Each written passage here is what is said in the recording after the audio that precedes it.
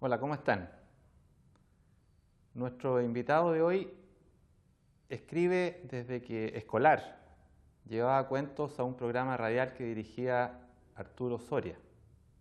Su tío, Joaquín Edwards Bello, era considerado un pésimo ejemplo familiar, que él se ha encargado de agravar, para pesar de esos espíritus más conservadores.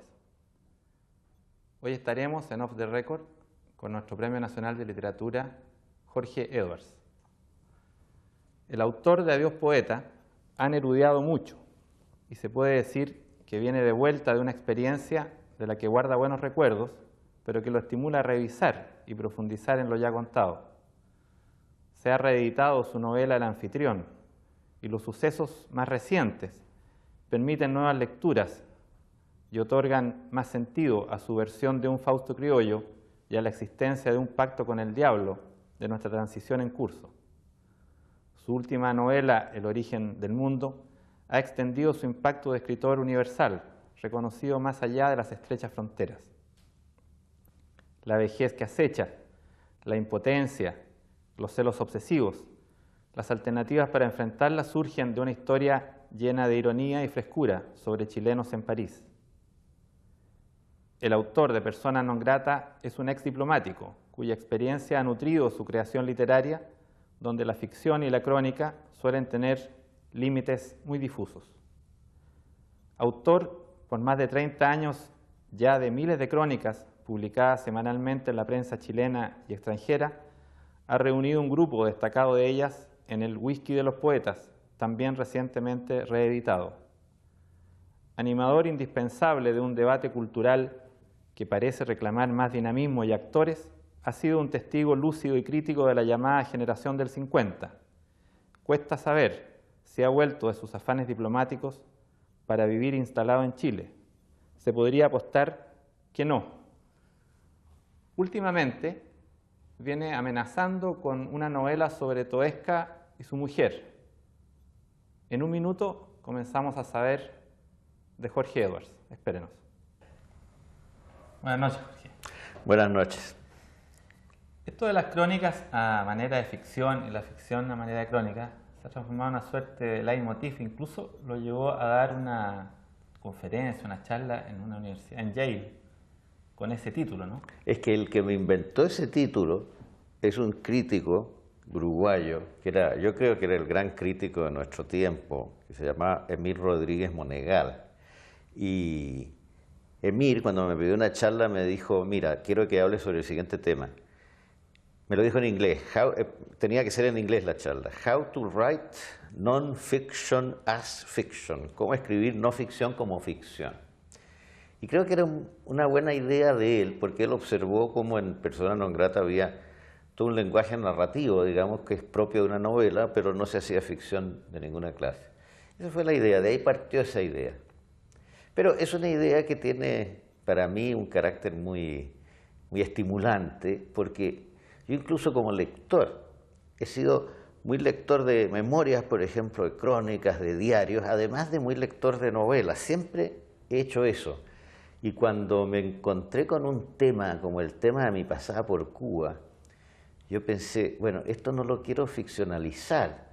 Yo no quiero contar esta historia de un diplomático chileno abriendo la Embajada de Chile en La Habana, haciéndola pasar, por ejemplo, en una isla imaginaria, con un comandante que en vez de llamarse Fidel Castro se llame Manuel Pérez, porque me parecía que la efectividad del texto consistía en poder sostener, Fidel me dijo tal cosa, y yo le contesté tal otra, digamos, había un efecto de realidad ahí que no se puede perder. Porque la novela también, la novela aspira al efecto de realidad. La novela trata de convencer al lector de que esas cosas han pasado. Incluso la novela de género fantástico. El narrador de la Metamorfosis trata de convencer a su lector de que el señor Gregorio Samsa despertó un día convertido en un escarabajo, ¿eh? Y a pesar de lo fantástico del asunto, lo rodea de datos de la realidad, ¿no? El padre que lo llega a visitar con su uniforme de empleado de banco, porque los empleados de banco usaban uniforme, parece, en ese tiempo. Entonces está lleno de elementos que quieren hacer verosímil la historia. Entonces cuando de repente uno en la vida se encuentra con un tema de la realidad, ¿sí? De la realidad histórica, diplomática, política, uno tiene que plantearse si vale la pena ficcionalizarlo, contarlo tal como fue. Pero contarlo tal como fue a lo escritor, con el lenguaje del escritor, digamos.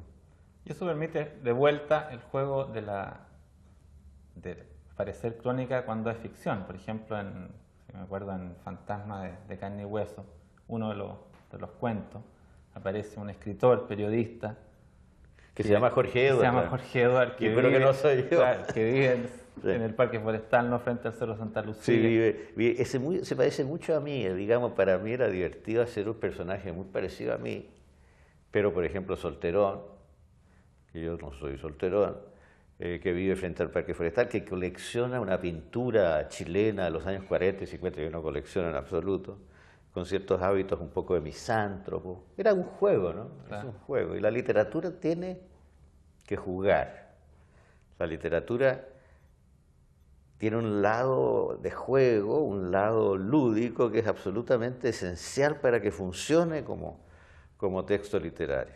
Y eso también llega a la incorporación de elementos fantásticos, digamos, pensando en un cuento, ¿no? Se llama Mi amigo Juan, ¿puede ser? Sí, El amigo Juan. El amigo Juan, este viaje que hace el joven llevado por una mujer en un túnel que va de la Plaza Pedro Valdivia a Cartagena. Sí.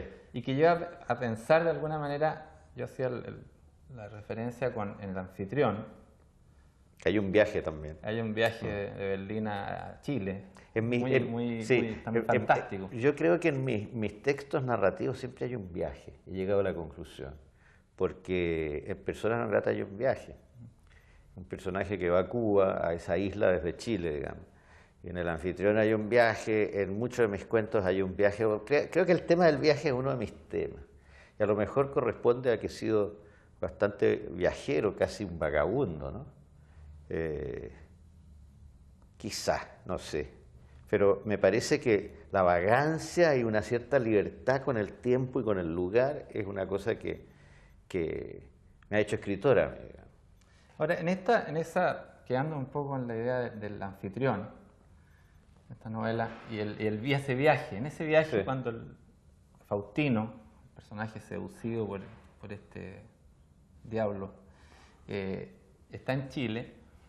En ese viaje hay un encuentro, pensando en la ficción y la realidad, con un poeta que se llama Jorge. Sí. Se entiende que es Jorge Tellier. Sí, sí. Bueno, yo creo que hay que explicar un poco. Esa novela, El anfitrión, es otra versión más de un viejísimo tema de la literatura, que es el tema de Fausto. El otro día hablé en una universidad en Viña, en el Duoc de Viña, de este asunto, y al final una niña me hizo una pregunta que me pareció muy buena a mí, porque no se me había ocurrido a mí que hoy ya la gente no sepa en qué consiste este tema. ¿Qué es el tema de Fausto? Bueno, es el tema del pacto con el diablo, es el tema de una persona que para superar su limitación, que puede ser la limitación humana, la limitación del conocimiento, la limitación del dinero, del poder, del amor, etc., hace pacto con el demonio. Y le entrega al demonio el alma a cambio del poder, del dinero, del conocimiento. Y es un tema muy antiguo. La gente piensa que es un tema de Goethe, de la literatura alemana, pero no. Goethe lo tomó de la tradición.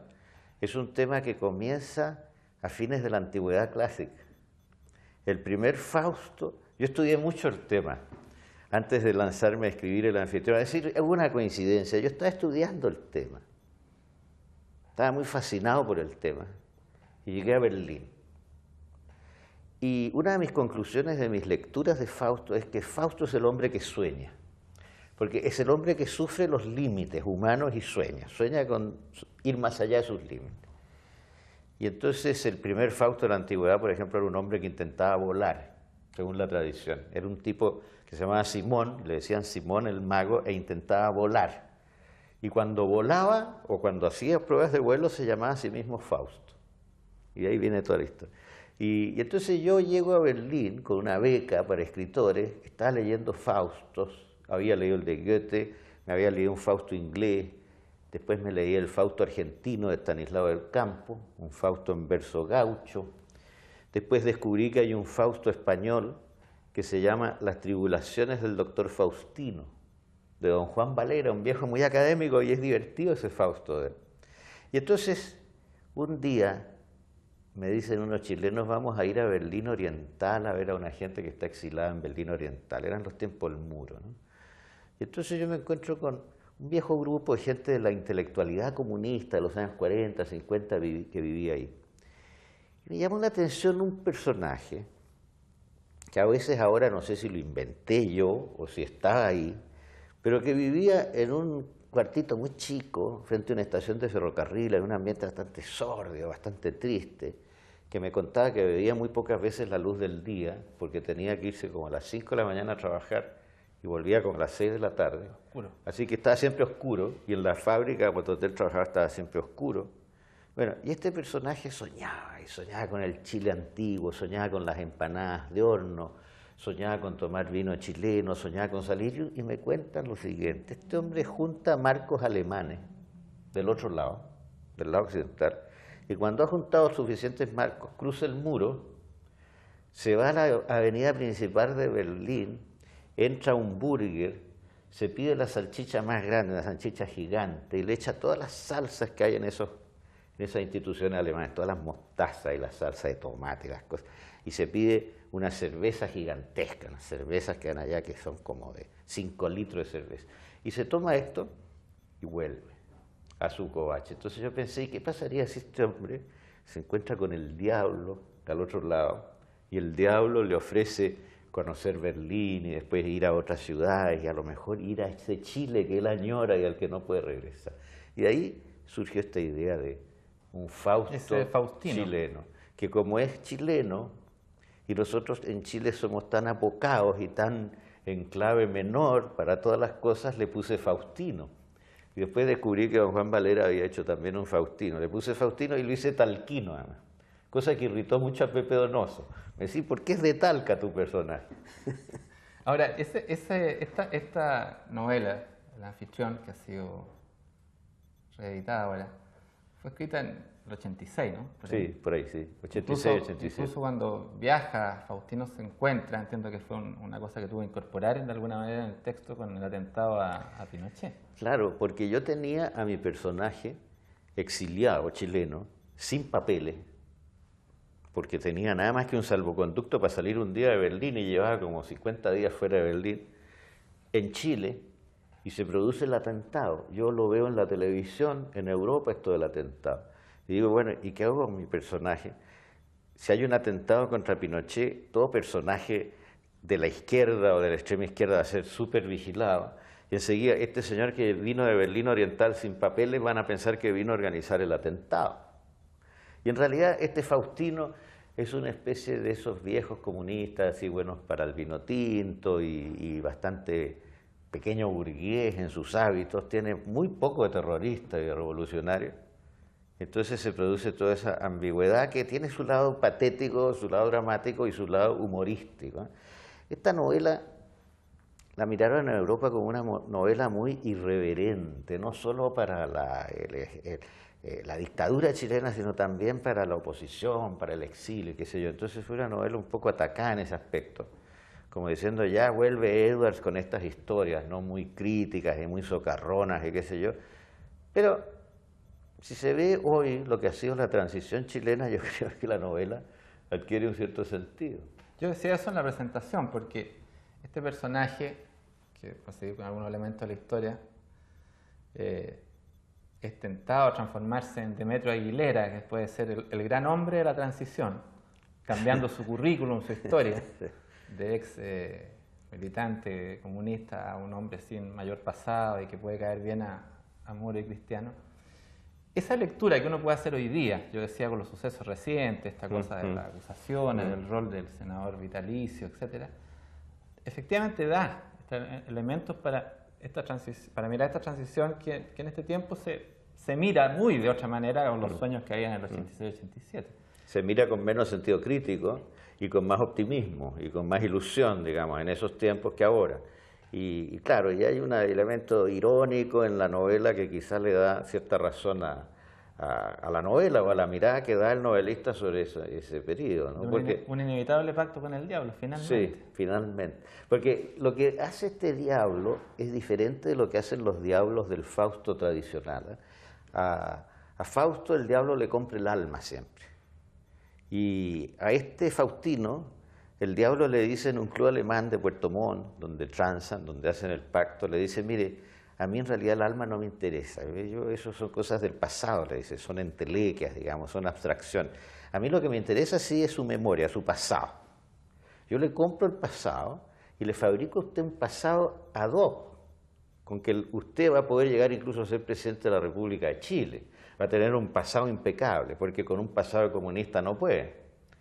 Y el tipo, claro, dice, bueno, mire, mi pasado será una porquería, será mediocre, pero es mío, yo no lo quiero vender, así que es un Fausto que no se decide, que nunca se decide a vender. Cuando se ve muy acosado ya en Chile, muy acosado por la policía, por la posibilidad que lo sorprendan ahí, sin papeles y todo, termina por ceder, digamos.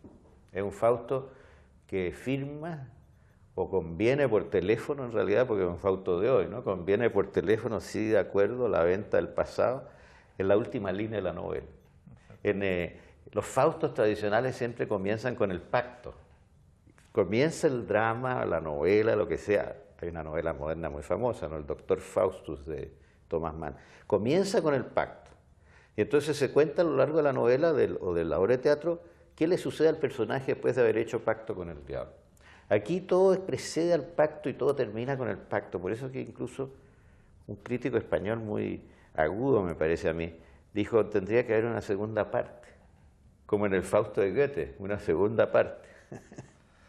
Jorge, yo hacía referencia hace unos minutos a la irrupción de Tellier en esta, que hace su particular viaje de por arriba del Cajón del Maipo, por ahí, a la Unión Chica, sí. A tomarse un vinito. ¿Existe otro cuento, otra novela donde aparece Tellier? Sí, yo creo que yo me he portado un poco mal con Tellier. Lo que pasa es que yo era muy amigo de Tellier y él admitía estas bromas y estas irreverencias, porque yo pongo a Tellier en El Anfitrión y después en un cuento mío que lo hago aparecer muerto en realidad, pero es que es una cosa que es una broma que hacíamos, porque Tellier en La Ligua, ahí donde él vivía en un campo de amigos de él, tenía una casita como en los límites. Y entonces se transformaba en un cuidador fenomenal, porque siempre veía cuando alguien robaba leña, cuando alguien se robaba un saco de papas y cosas de esto. Entonces yo le decía, mira, podría hacerse una novela policial campesina, una novela policial rústica, en que tú estás en esta situación y descubres una conspiración para robar y te conviertes en un personaje peligroso para ese grupo y ese grupo te asesina. Y entonces resulta que cuando había mucha lluvia, en esa región se desborda el río y se queda aislada la región de ese fundo. Yo pensé, tú te vas a tomar unos vinitos y te pegan un empujón al río. Y entonces después la novela investiga a quién te asesinó. Así que esta era una broma que teníamos y yo llego un día a una ciudad de Europa, en una circunstancia muy extraña. Llego a la ciudad de Amberes, invitado por un profesor belga a dar una conferencia en la universidad. Y el profesor dice, yo lo voy a esperar a usted a tal hora de la noche en el hotel y a la mañana siguiente da usted la conferencia y todo eso. Y yo llego y no está el profesor, y yo no tenía la dirección del profesor, y yo estaba solo en la ciudad de Amberes. Y entonces estaba muy cansado además, y salí a caminar y habían unos cafés a la orilla de una especie de canal ahí. Y de repente tuve una impresión extraña, porque vi a alguien que me pareció que era Carlos Barral, poeta español y editor, que fue mi editor. Y después pensé, en mi cansancio, estoy loco si Carlos Barral está muerto. Y entonces lo transpuse eso y lo convertí en Jorge Tellier. Pero yo hablo para Chile para contarle a mi mujer que me he encontrado con Jorge Tellier en Amberes, en esta situación, y mi mujer me dice, ¿pero cómo? Si lo acaban de asesinar en La Ligua. Esto era la relación con el cuento, claro. Entonces él se rió y no se enojó conmigo, pero una cantidad de gente sí se enojó conmigo, dijo que era una crueldad mía con Tellier. No, yo le tenía un gran cariño a Tellier, una gran admiración literaria también, ¿eh? Sí, a propósito de eso, en El Whisky de los Poetas, este libro de crónica, yo quería leer eso de Edward sobre Tellier. Dice, ha muerto Jorge Tellier, de su propia muerte. para citar a Rilke, ha muerto deshecho por dentro, destrozado, en definitiva, por su compromiso con la vida y con la poesía. Y tenemos que comprobar, con mala conciencia, que fue durante toda su vida una figura literaria secreta, marginada. Bueno, más adelante dice, Jorge Tellier despistaba, era el reverso de los escritores pomposos, retóricos, farsantes, que han pululado por nuestro mundo. Pertenecía, en cambio, a pesar de las apariencias, a la especie de los poetas sabios. No está mal, no sabía, no me acordaba que había escrito eso. No me acordaba, pero es verdad, porque hay una cosa que hay que distinguir siempre, que es la inteligencia y la sabiduría. Yo creo que la sabiduría es más que la inteligencia. Y yo creo que los buenos poetas lo que consiguen es una especie de sabiduría humana, digamos. Creo que Neruda lo tenía en más de algún aspecto, por lo menos en su etapa final. Y yo creo que Tellier era un poeta sabio, justamente. Era un poeta con humor, con una compasión, digamos, frente a las cosas. Muy interesante la personalidad compleja que tenía Tellier, pareciendo una persona mucho más sencilla, digamos. Bueno, con Jorge Edwards vamos a seguir conversando en un minuto, usted espérenos. La vez anterior que conversamos aquí en Off the Record solo teníamos la portada del Origen del Mundo de Jorge Edwards. Una portada que no es el origen del mundo. Que no es el origen del mundo. Que sí. Adán lleva de Picabia. Sí. Esa novela, que yo creo que ha tenido un gran impacto, sobre todo fuera de Chile. Quería preguntar por eso de qué ha pasado con la novela en Chile. Esa novela tuvo bastante impacto en realidad en España cuando salió y durante algún tiempo.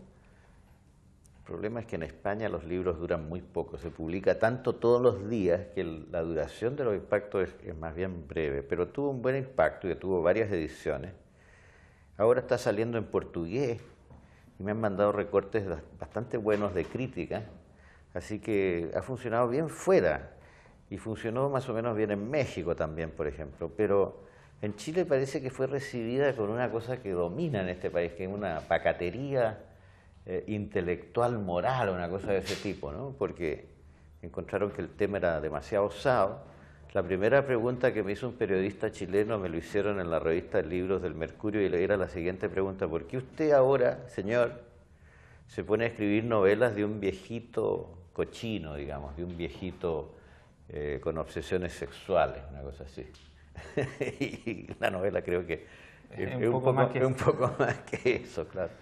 Pero es así, nuestro país tiene esas cosas entre provincianas, asustadizas, pacatas. Cuando usted, por ejemplo, hablaba en la introducción del debate cultural en Chile, yo pensaba si lo que ocurre es que en Chile no hay verdadero debate cultural. No hay verdadero debate cultural. Porque, por último, yo habría apreciado que me sacaran la mugre en la revista El Libro y yo contestar, digamos, a la cosa, pero no, todo es esquivar los temas delicados, los temas confrontacionales entre nosotros. Entonces nuestra vida literaria es una vida muy mediocre, muy mediocre en el sentido de la polémica, de la discusión, del debate, ¿no? Ciertamente. Ahora, esa novela que efectivamente es bastante más que las caricaturas que se pueden hacer a partir de escuchar que hay un cuadro, bueno, evidentemente un cuadro, ese Origen del Mundo, provocó escándalo desde el siglo... Que provocaba escándalo desde que se pintó, claro, porque es un sexo femenino muy expuesto, digamos, claro. El cuadro. Pero yo diría que aquí hay para los lectores de esa novela, también surge estas tantas posibilidades de lectura, de interpretación. Yo recuerdo los comentarios que al respecto hizo, por ejemplo, Vargas Llosa, que la alabó tanto como la mejor novela de Edwards. Sí. Ahora, pero uno de los aspectos, si nos quedamos con uno, más allá de estos chilenos que viven en París, que tienen Parisitis, en fin, que da para muchos temas, pero esto de dos personajes, uno que se suicida, después de vivir de una determinada manera sus relaciones amorosas y enfrentar la amenaza de la vejez y la impotencia, etc. Y otro que frente a esa situación de su amigo, frente a una situación de celos que de alguna manera la inventa para seguir viviendo con pasión. Ese es el juego que pareciera haber. Eso podría ser una interpretación y es bastante interesante como interpretación. O sea, digamos, El viejo, porque es el mayor de todo el grupo, para vivir todavía su experiencia erótica con su mujer necesita inventarse una situación de celos, digamos. Ahora, hay en esa mirada los dos personajes, Felipe y Patito. Edwards se identifica finalmente más con Patito, ¿no? Con el viejo que vive los celos. No estoy tan seguro. Son personajes de ficción. Sí. Y yo creo que tengo algo de Felipe y algo de Pato, y además creo que esos personajes tienen cosas que no son mías, digamos. Porque lo que ocurre en la ficción es que el autor es muy ubicuo y deja algo suyo en todo, deja algo suyo hasta en los gatos que aparecen en un texto literario. Hay algo mío en esos personajes con que se encuentra el Patito en toda su indagación sobre la conducta de su mujer con Felipe y toda esa historia, ¿no? Ahora, estos personajes que están situados en París, estos de chilenos en París, y de un Edwards que escribe en París, eso tiene que ver también con una cierta historia, que no es solo del periodo del exilio y del régimen militar, ¿no? No, bueno. De chilenos escribiendo en París, y de chilenos que viven pensando en París. Yo descubrí París el año 62, siendo una persona de 30 años, digamos, y descubrí el París de París, claro, el París francés, pero también el París de los latinoamericanos de París, con Vargas Llosa, con Cortázar y con toda esa gente. Estaba lleno de viejos personajes, por ejemplo, uno que había sido el guitarrista de Carlos Gardel, otro que había conocido a César Vallejo, otro que era un viejo músico peruano que se había quedado allá. Así que había toda una mitología de París, ¿no? Y había toda clase de historias de París. Y uno podía pensar en un París de los latinoamericanos anteriores, incluso. París de Rubén Darío, por ejemplo. Y siempre aparecían historias de ese París. El París de Alberto Blesgana, el primer novelista nuestro, ¿no? Y tantos otros. Entonces, hay toda una leyenda de los latinoamericanos en París que yo creo que está detrás de este texto, claro, y asoma de repente por este texto. Hay una mitología de lugares, digamos, fetichismo incluso. Y también de una cierta mirada, por lo menos la que da el personaje que se suicida, de ese París que se desmorona, que Sí. culturalmente ya no es el París de siempre. Es un París donde los mitos ya quedaron muy atrás, digamos, porque se habla de una esquina donde estaba el Café Dom, el famoso Café Dom, una esquina clásica, ¿no? Una esquina mitológica. En esa esquina yo en los años 60 vi a Luis Buñuel. En ese café yo vi al gran escultor, a Giacometti, que llegaba siempre como a la medianoche. Vi a Sartre, vi a Alejo Carpentier, y creo que incluso estuve con Alejo Carpentier ahí. Bueno, y en ese café ahora van puros turistas, porque ese café está restaurado, está convertido en un lugar muy caro. Uno no puede sentarse a tomar un café ahí, hay que sentarse a comer. Y entonces lo que queda es del pasado. Hay algunas fotos en los muros de esos personajes que se utilizan para atraer a los turistas justamente, pero esos personajes ya desaparecieron. No hay mitología, es una especie de pérdida del mito, de pérdida de lo imaginario, que es lo que hacía la vida de París. Es Joaquín Edouard Bello, otro de la Paris City, y Neruda también. Ahora, esta novela de El origen del mundo, Edwards la escribe entre París y cerca de Barcelona. Y muchos de los libros suyos están escritos fuera de Chile. Sí, es verdad. Esto de que Santiago no sea una ciudad literaria y que yo sé que a usted le cuesta vivir con Santiago como es Santiago hoy día sobre todo. Sí. ¿Es una dificultad mayor para escribir, para sentirse estimulado? Bueno, yo paso escribiendo sobre Santiago. Tengo un cuento, por ejemplo, que es un cuento de una persona que vuelve del exilio directamente a Santiago, el amigo Juan, que es un cuento en que la esencia del cuento está en el regreso a una ciudad donde los lugares de la infancia han desaparecido. Las casas, los jardines y todo eso ya no existe. Es una búsqueda, digamos. O sea que para mí Santiago es una ciudad media tramposa y media complicada, porque a veces me gusta mucho un Santiago que ya dejó de existir, que es un Santiago o imaginario o de la infancia, o incluso de las historias que uno le escuchaba a los mayores, digamos, un Santiago enteramente irreal hoy día. Y ese conflicto puede ser generador de literatura, porque la literatura no es algo que nazca de la satisfacción con un lugar. La literatura no nace de la satisfacción con su ciudad o con su familia o con su vida, sino muchas veces la literatura viene justamente de la insatisfacción. Es un reflejo de insatisfacción. Y la mirada del escritor busca los lados de una ciudad que todavía conservan algo evocativo, poesía, etc. Y es difícil, claro, con Santiago. Pero lo tiene Santiago también para mí, digamos. Bueno, hoy día usted está escribiendo esta novela de Toesca. Que esencialmente es Santiago. Claro. Pero eso es un Santiago. Estoy escribiendo la novela del arquitecto de Santiago, porque Toesca cambió la cara de esta ciudad. Esta ciudad era un barrial, era una ciudad con casas de adobe de un piso, en que los muy ricos tenían una especie de segundo piso que era más bien un altillo, con un escudo y cosas de esas. Pero en este barrial Toesca se propone hacer cosas sólidas. Y entonces trabaja en la catedral, trabaja en la moneda, trabaja en el Palacio de la Real Audiencia, que se quemó después. Y le encargan los santiaguinos de la época, los santiaguinos ricos, digamos, le encargan monedas chicas. Le encargan varias monedas chicas para casas de ellos, digamos, y Toesca construye varias además. Así que él es el primer arquitecto importante de la ciudad. Entonces el tema de la ciudad en esta novela es esencial.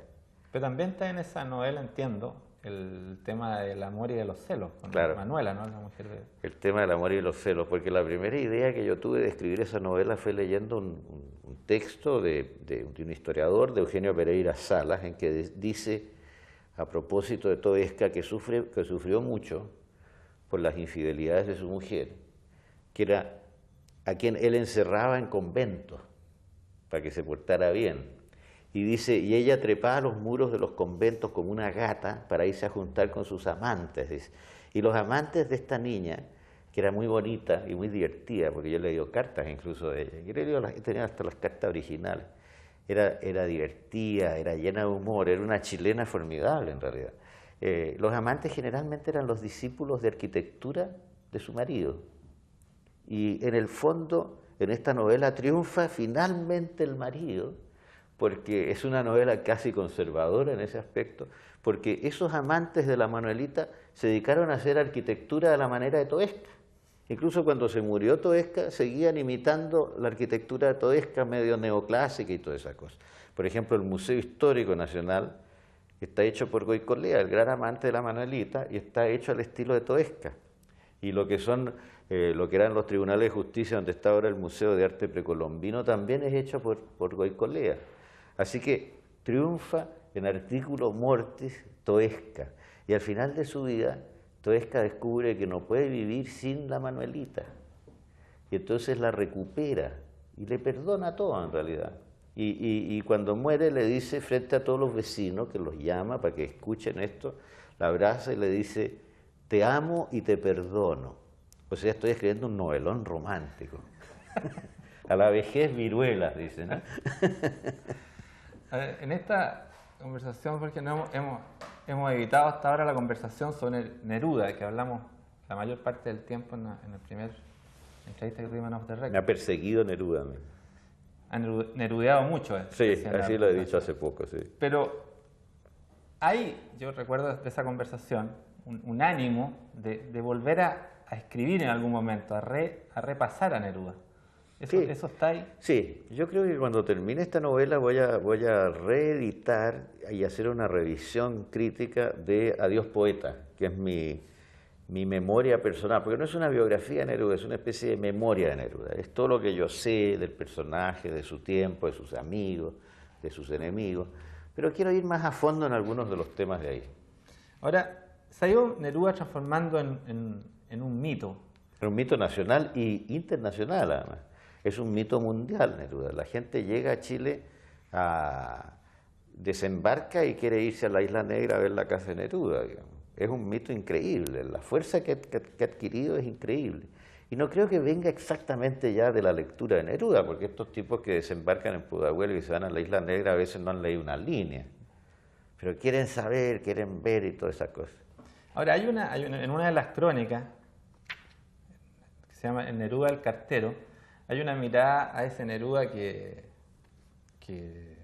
fue, bueno, el de la película, que está muy lejos del Neruda que conoció Edwards. Sí. Un Neruda medio pedante, medio Sí, sí.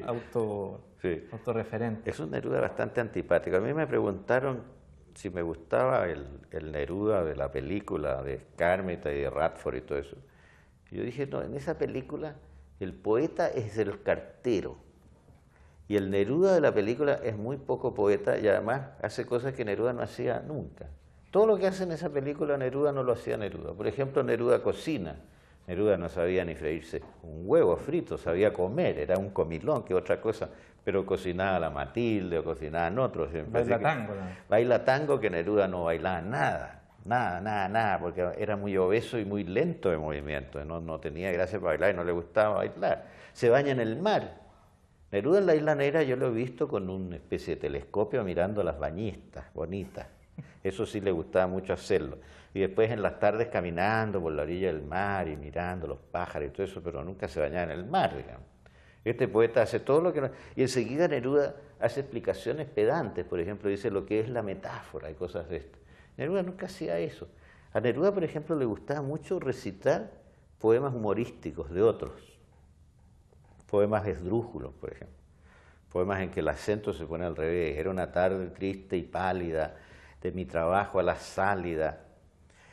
Me dejó al helado estúpido con sus flechas el dios Cúpido. Ese tipo de cosas recitaba Neruda. Este es un Neruda solemne que se recita todo el tiempo a sí mismo. No tiene nada que ver, digamos. Dice el Neruda que vienen los turistas a ver a Isla Negra. Claro, digamos, todos los turistas desembarcan sin haber leído una línea y se van a la Isla Negra, claro. Ahora, a propósito, Jorge, del whisky de los poetas, que le dan título a este, ¿Sabe a este libro. de qué salió este whisky? Fíjese, yo una vez estaba con Octavio Paz, el poeta mexicano, gran poeta mexicano que conoció a Neruda de muy joven. En cierto modo Neruda lo descubrió como poeta. Lo conoció después en España en los comienzos de la Guerra Civil, el año 37, en Valencia, y después se pelearon por razones políticas. Octavio Paz, surrealista, anticomunista, antiestalinista y todo eso, y Neruda con sus odas y con su oda a Stalin y todas esas cosas. Entonces quedaron definitivamente separados. Pero era muy curioso, cada vez que yo encontré a Octavio Paz era un hombre lleno de curiosidad por Neruda y quería saber detalles de Neruda y sabía que yo había conocido bien a Neruda. Y una vez Octavio Paz me hace la siguiente pregunta: dime, me dice, ¿cómo tomaba su whisky Neruda? Me pareció una pregunta cómica. Entonces yo le expliqué, mira, le gustaban tales whisky, le gustaba mucho el Johnny Walker, si es posible con etiqueta negra, porque le gustaba bueno, y le ponía poco hielo y le ponía agua mineral, e incluso lo podía tomar sin hielo, pero siempre con un poco de agua mineral con gas, y etcétera, etcétera. Y entonces se me ocurrió escribir una crónica en ese momento sobre cómo toman su whisky algunos de los poetas que he conocido.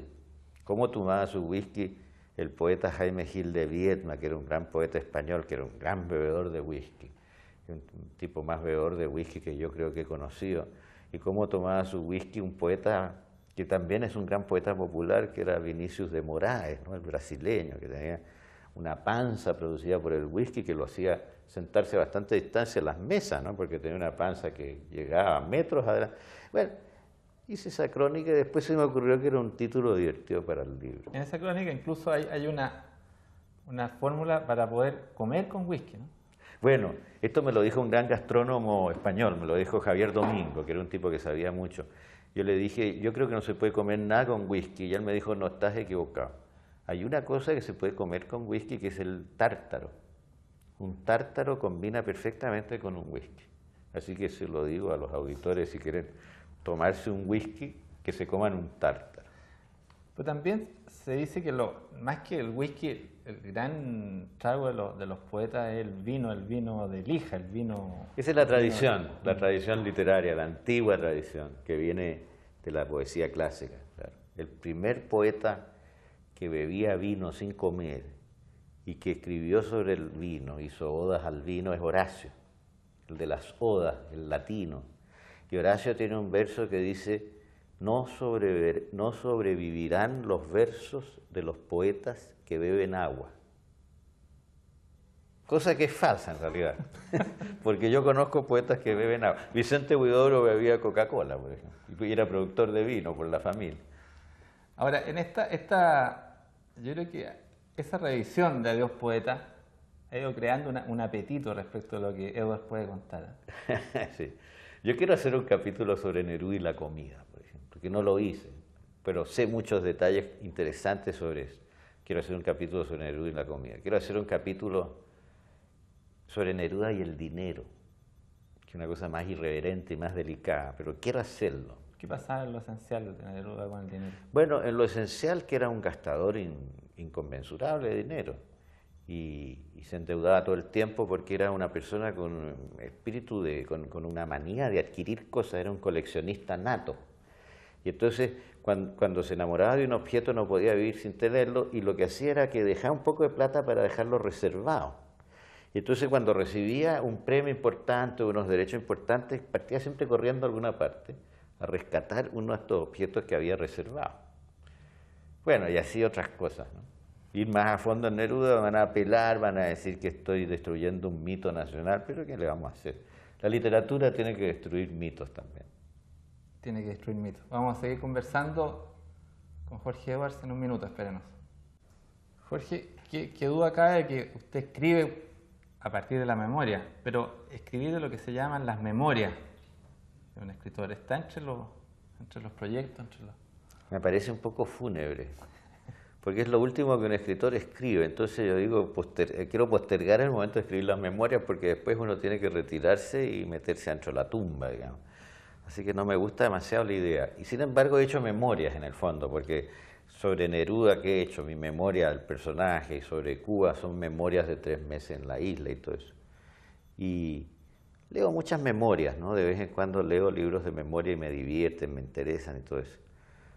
Quizá voy a hacer, dentro de mis proyectos ahora tengo que hacer unas memorias de infancia, unas memorias de otro mundo, que era totalmente distinto al mundo de ahora. Yo me acuerdo de niño, yo soy tan viejo ya que me acuerdo de niño, de cuando el paseo de Santiago estaba frente al Bellas Artes. La gente caminaba por la orilla del cerro y llegaba frente al Bellas Artes y se paseaba, digamos. Y me acuerdo de personajes. Yo, por ejemplo, alcancé a ver de niño y a conocerlo incluso a Arturo Alessandri Palma, el León, ¿no? Entonces he pensado de repente, los conciertos de Arrau en el Municipal, cuando yo tenía 7 años de edad. Alguna vez me llevó mi padre, que le gustaba ir a esas cosas. Así que he pensado quizás hacer una memoria, pero memoria profunda, así que memoria de bien atrás. Y eso para mí va a tener un elemento de ficción, va a tener un elemento muy literario, digamos, porque a veces la memoria falla un poco ya con esas cosas tan pasadas. Y hacer entrar en estas memorias incluso cosas que yo escuchaba que habían ocurrido antes. Cosas sobre la caída de Ibáñez, que me contaba mi mamá, porque mi mamá estaba esperándome a mí cuando cayó Ibáñez. Y mi mamá era muy metida, era liberal, era del Partido Liberal Viejo y le gustaba, era media politiquera. Y era muy anti-ibañista, digamos, antidictadura. Entonces estuvo en unos funerales muy políticos que hubo poco antes de que cayera Ibáñez. He pensado, quizás hacer ese libro. ¿Ya pensaba en volver a escribir sobre Cuba? En meterse de nuevo en La Habana y conversar con lo que son hoy día esos personajes en relación a aquellos intelectuales con que empezaron a inspirar a esa persona no grata? He pensado, sí, pero no sé si lo voy a poder hacer. No sé si lo voy a alcanzar a hacer. No sé cómo voy a ir a Cuba, no sé, puede ser medio complicado también. ¿Te crees, sí? Puede ser. Ahora, de este debate cultural y de este Santiago... Que no hay debate cultural. Sí, pero ¿qué pueden hacer los escritores con ese debate? ¿Qué pueden hacer más de escribir sus libros y de escribir sus crónicas y de decir estas cosas? ¿Qué puede hacer en este entorno en que la cultura siempre está como en un límite complicado? Bueno, yo creo que los escritores tendrían que expresarse con más fuerza simplemente, ¿eh? Sí, yo en eso estoy convencido que los escritores tendrían que salir más a la cosa pública en el sentido de opinar, de criticar lo que hay que criticar, de protestar, de ser más cascarrabias y más incómodos de lo que son. Y incluso entre ellos a veces, porque los escritores a veces se pelan y después para callado, pero no dicen las cosas. Yo, por ejemplo, en esa crónica pensé, no le va a gustar a Skármeta que yo hable así de su película, pero si no puede hablar uno entonces de eso, no puede hablar de nada. Y hay esos cuidados que están en general en la sociedad, que los escritores hay demasiados pasan mucho. Hay demasiados cuidados, claro, hay demasiados cuidados. Los escritores chilenos somos muy poco polémicos, muy poco combativos y muy cuidadosos. Hasta yo encuentro que hasta la Fourcade se está poniendo cuidadoso últimamente. Y la generación más joven, esta generación que ha rasguñado el éxito con algunas novelas. Yo encuentro que en la generación joven hay gente de bastante talento, pero hay gente también un poco tímida en el sentido de romper más con el medio, de salir, por ejemplo, de hacer la experiencia de escribir en Madrid o de escribir en París. Y yo creo que les hace falta, porque yo creo que se contentan a veces con hacer una novela de tensión mediana, más o menos bien terminadita, digamos, y tienden a escribir muy rápido. Entonces yo creo que les conviene ponerse en un nivel de exigencia mayor. Yo creo que falta eso. De eso voy a hablar en mi taller, no sé si... Ahora, cuéntanos eso al final, esa experiencia, ¿de dónde salió eso de que Edwards haga un taller literario?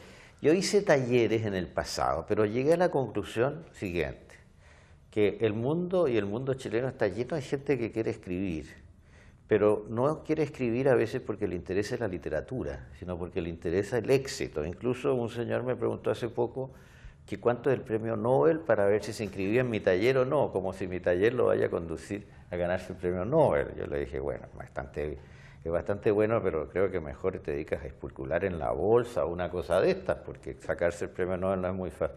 Pero en fin, entonces en mi experiencia pasada me encontré con demasiados aspirantes a escritores poco interesados en la escritura misma, que no leían nunca, por ejemplo, que querían pasar directamente a ser novelistas sin haber leído una novela. Y entonces eso me irritó y terminé haciendo un taller de lectura. Fue bastante interesante, aunque tuve que trabajar mucho, porque tenía que leer muchísimo para ese taller. Y ahora ahora me he tentado de nuevo con la experiencia y voy a ver qué pasa. Si hago un taller de escritura, de lectura, en fin. Bueno, hemos conocido un poco de lo que queríamos hacer, en qué está Jorge Edwards hoy día, mirando estos libros, El whisky y los poetas y El anfitrión reeditado, y lo que queda en el ambiente del origen del mundo. Esperamos encontrarnos con usted, Jorge, para conversar de la novela toesca en no mucho tiempo más. Los libros que esperamos seguir recibiendo de parte de Altamira. Ha sido un placer tenerlo en Off the Record. Será hasta la próxima. Muchas gracias a ustedes. Sí. Y a ustedes los esperamos el próximo domingo en otra emisión de Off the Record aquí en UCB Televisión. Buenas noches.